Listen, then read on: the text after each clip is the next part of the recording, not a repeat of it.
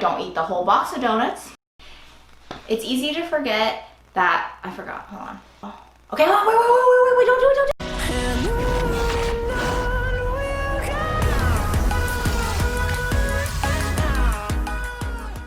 What's going on YouTube? Tyler, your studio here with Titanium Fitness.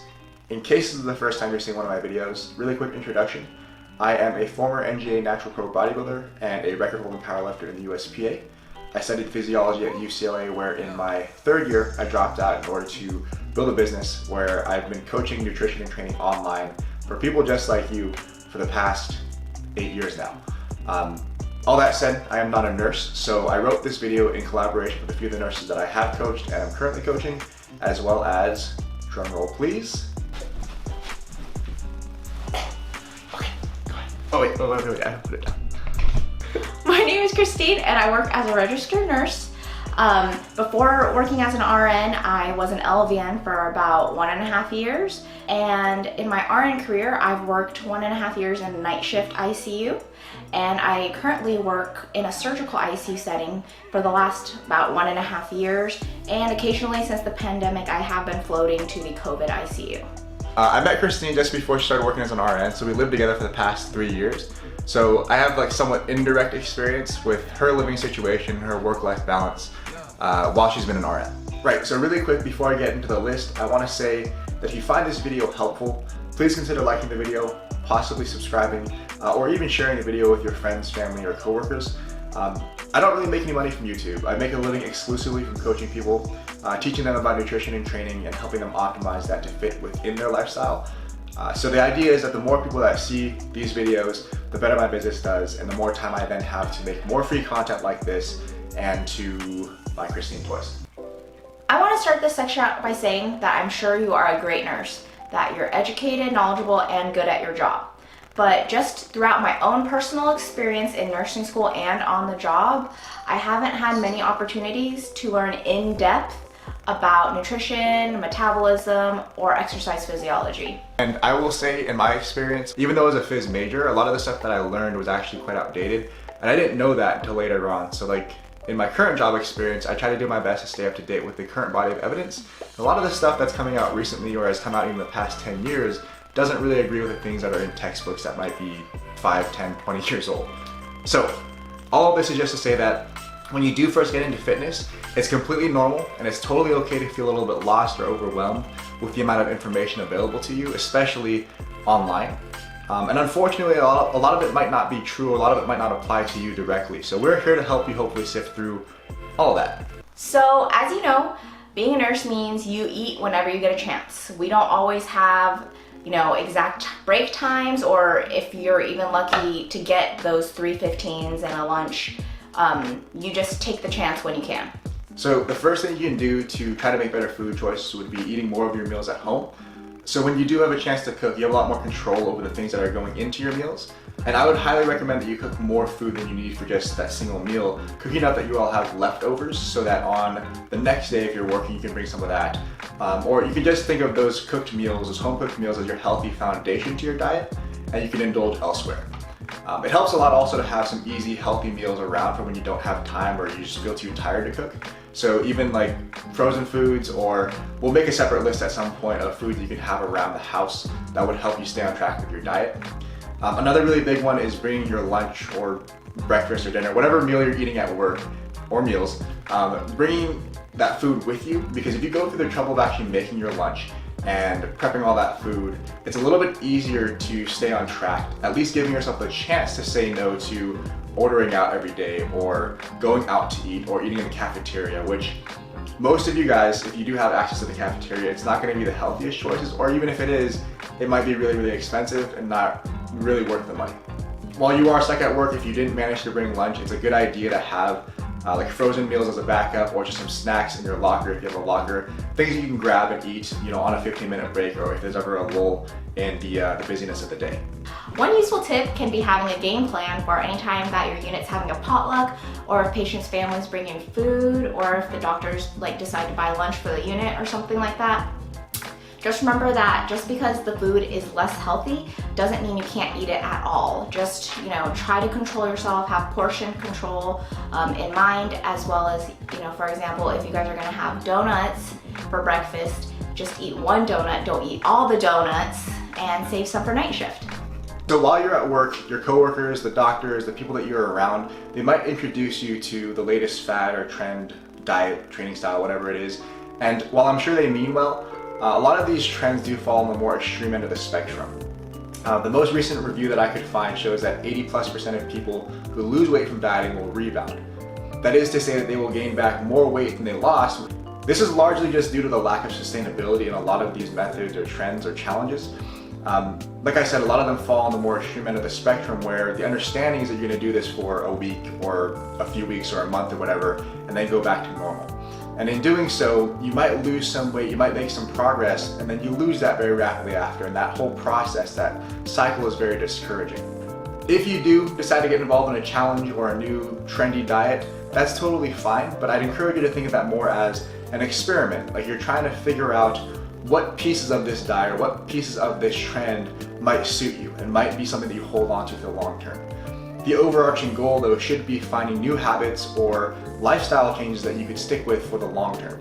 I would say if you can't see yourself doing something for more than a month or even more than a year, it might not be something that you want to do for too long at all. One important thing to remember is to always stay hydrated. Just make sure that you're either bringing multiple water bottles or a reusable water to work that you can refill at the water station. Especially during like the pandemic, having something like this that has a covered spout is really nice, because then you don't have to worry about the part that your mouth goes on getting dirty. Anytime that you have a quick chance to run to the back to chug some water, whether or not it's during a break or if, you know, your coworker can help you watch your patients for just a second, take that drink if you can. Dehydration will lead to poor performance in training if you are training, which makes that training less effective. If you're going to train at all, you're going to try really hard there, you might as well get the most out of it. And also, even if you don't train, being dehydrated chronically would lead to more water retention and bloating. That at the very least makes it look like you're not losing weight, even if you're doing all the work. So remember to stay on top of your water. The next thing, which is probably one of the biggest things, is your sleep. I could talk about this all day, so I'm probably going to make a new video about it in the future. But really briefly, I want to cherry pick a little bit and say, here's a study. They showed a 3-hour reduction in sleep resulted in 55% less fat loss and 60+% more muscle loss in subjects who were losing weight at the same pace. So the takeaway from this, even if you ignore that study, should just be that if you don't sleep well, you're probably not going to make great progress, whether your goal is to build muscle, build strength, or lose fat. So when it comes to exercise, something I want you to think about is you probably don't need to do extra cardio. You're already burning more calories at a single shift of work than most people will in multiple days.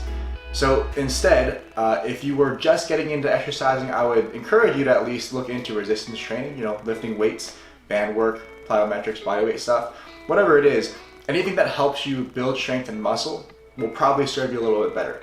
For one thing, having a higher lean body mass is associated with lower all-cause mortality. Even if you don't care for like vanity's sake, you should care for your longevity. You should care to be healthy for as long as you possibly can. And it is true when people say that muscle mass uses a lot more energy than fat, so it will be easier to maintain your weight at any weight if you do intend to lose weight or if you want to get leaner over time. That muscle, that strength will essentially help you stay lean. This, of course, is not to say that you shouldn't or can't do cardio. You absolutely can and should. All I'm saying is that if you were to choose one type of training to get introduced to, it should probably be resistance first and then cardio on top of that if you do decide to do more. So if you decide that you are going to train or exercise, the first most important thing there is making sure that you have a consistent time to do so. I currently work 12-hour shifts. I work 3 12s a week, and so it would be almost impossible for me to train before or after work, and so I choose to train on my off days. So even if you're like keeping kind of a weird schedule, let's say you're working 12s or you're working nights, whatever the case is, you might want to keep that schedule the same, so it's repeating, like you either train all your off days, or even if you're working nights, you train at a weird time. That's totally fine. You might just have to give some consideration to either training at home or finding a gym that'll accommodate your weird schedule. I actually used to work 8-hour shifts when I was a night shift RN, and I would highly recommend that if that is the case, that you choose to train before going to work, because after 8 hours, especially if you're a night shift worker, you are so exhausted that you really don't have the motivation or the willpower to train after work. Training in the morning before your work shift is a great way to build some positive momentum into that day, so that when you leave training and go off to work, you already feel great having done something really hard. And when you get home at the end of the day, you can really look forward to just relaxing because you've already done most of the hard stuff for the day. If you decide that you want to train, you should definitely look ahead at your schedule as much as you can. For example, if your goal were to train 4 times this week, you might want to figure out where you can block out time for 5 or 6 training days. And that way, inevitably when something comes up, whether that's an extra shift at work or something with your family, if something pulls you away from your training session, you can at least have those extra days blocked out ahead of time, so you have the time to get it done and you're still going to stay on track. Just remember that it's easy to forget about your own health when you're devoting so much of your time, energy, and effort into caring for other people. If you're not in shape, if you're not healthy, not only is it harder for you to do your job, but you won't be able to do your job for as long, and you won't be able to take care of your patients if you can't take care of yourself. So quick recap, don't be discouraged at all if you're looking around online trying to learn about fitness, dieting, training, and you feel overwhelmed. That is very normal. Just do your best to do the research. If you guys have questions, you can drop them down below to me.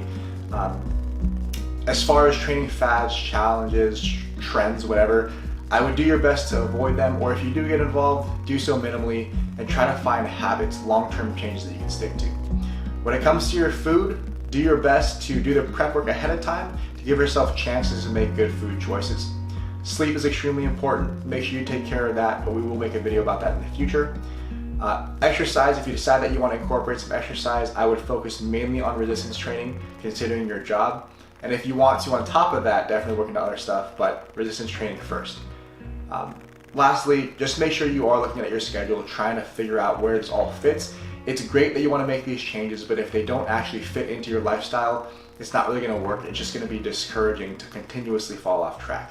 Alright guys, that's all we've got for this video. Like I said, if this video is helpful or useful to you at all, please consider liking, sharing, subscribing possibly. If you guys have questions or ideas for future videos, feel free to drop me a comment or hit me up on my website, on Instagram, or in the comments. Let me know, and I would be happy to make a future video for you. I am nurse. I am a registered nurse. My name is Christine, and I work as a nurse.